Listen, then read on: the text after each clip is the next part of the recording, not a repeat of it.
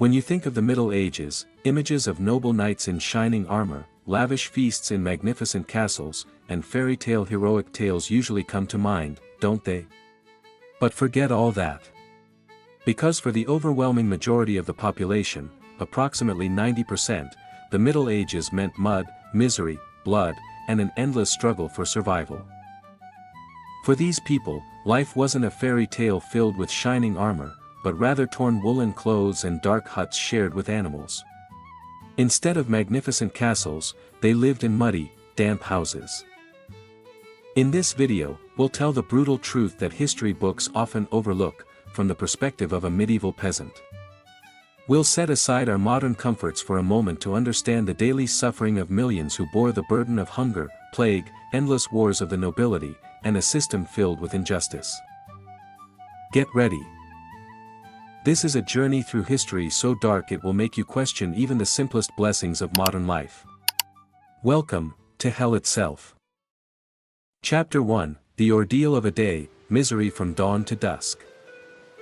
The best approach is not through historical figures and abstract concepts, but by looking through the eyes of the people of that era. Imagine living a day in the life of a medieval peasant, a struggle that begins at dawn and ends at dusk, where survival is tested at every moment.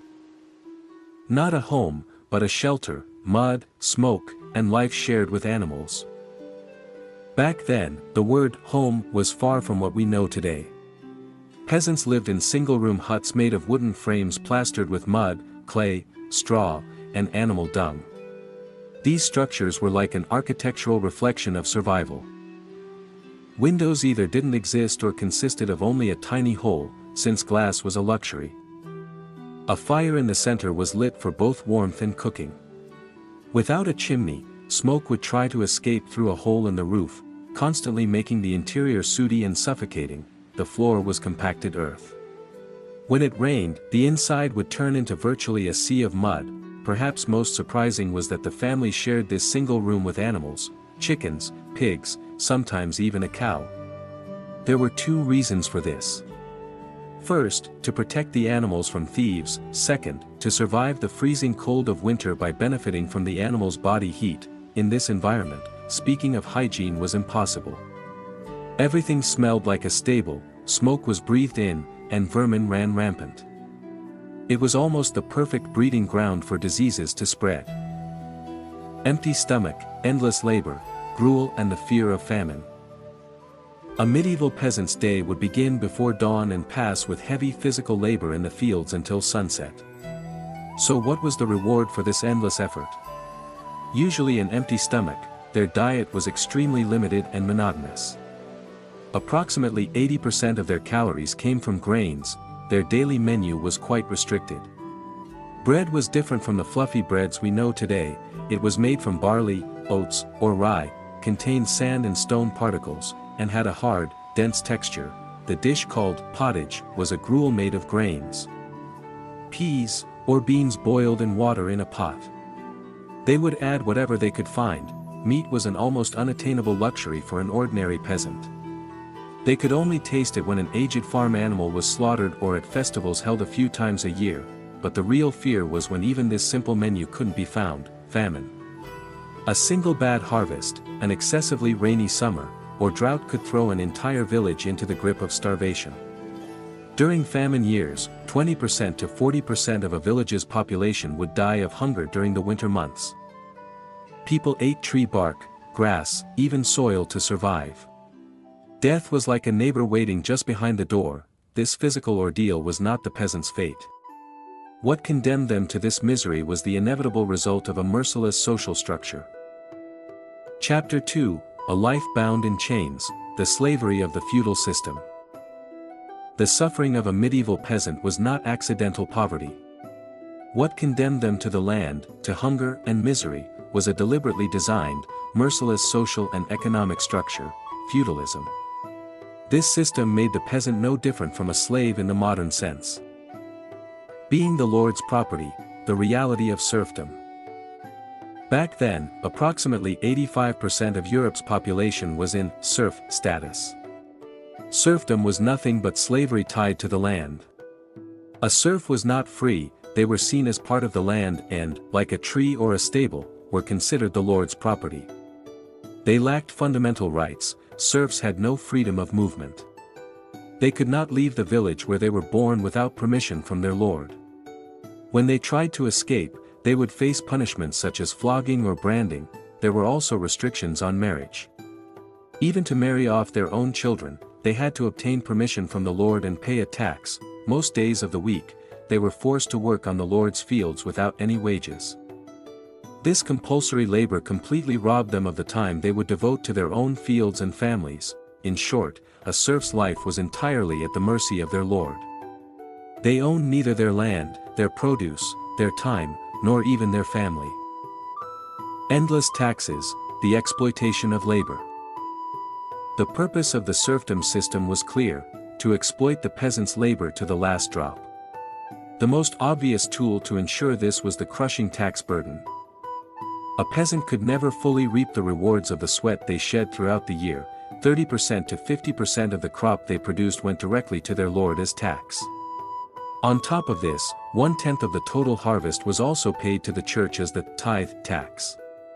Additionally, extra taxes collected in the name of the king further increased the burden on the peasant's shoulders.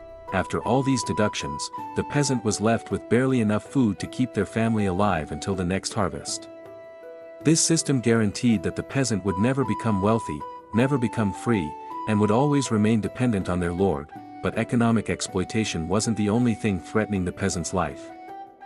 Invisible and far more deadly enemies awaited them. Chapter 3: Invisible Enemies, Disease and the Absence of Hygiene. One of the greatest fears of medieval people was a reality that the modern world has largely forgotten with antibiotics and vaccines: epidemic diseases. Bodies weakened by inadequate nutrition and virtually non-existent hygiene turned the Middle Ages into a paradise for germs and a hell for humans. Let's now closely examine the most merciless front of survival: a lifetime in filth. Back then, cleanliness was considered a luxury and was difficult to achieve. The absence of hygiene had permeated every corner of daily life. Clean water sources were quite scarce. Rivers and streams were used virtually like open sewers. Human and animal waste mixed directly into these waters. Peasants had to meet their drinking, cooking, and cleaning needs from the same waters. A peasant could only fully bathe a few times a year. The reason wasn't just carrying water, but the medical beliefs of the time. People believed that hot water could allow diseases to enter the body by opening pores. Lice, fleas, and intestinal parasites were an inevitable part of life. Almost everyone's body hosted these unwelcome guests. Fragile lives, the reality of early death. When poor hygiene and chronic malnutrition combined, the inevitable result was early death. In the Middle Ages, average life expectancy was only 30 to 35 years. Reaching age 40 was considered a great achievement, while seeing 50 was quite rare. Child mortality was particularly tragic. 1 out of every 3 children born would lose their lives before even reaching age 5 from diseases like dysentery, flu, measles, or simple wound infections that can be easily treated today. The Great Catastrophe, the Black Death. The Black Death, which ravaged Europe between 1347 to 1351, was etched into the collective memory of the Middle Ages like a nightmare. It wiped out at least 1/3 of the continent's population, and in some regions more than half. The disease appeared in 3 main forms. The most terrifying was bubonic plague. It was transmitted by flea bites and created painful black swellings in the groin and armpits. The fastest spreading was pneumonic plague. It affected the lungs and was transmitted from person to person through the air. It was almost always fatal. The most deadly was septicemic plague. It infected the bloodstream, and patients would lose their lives within hours.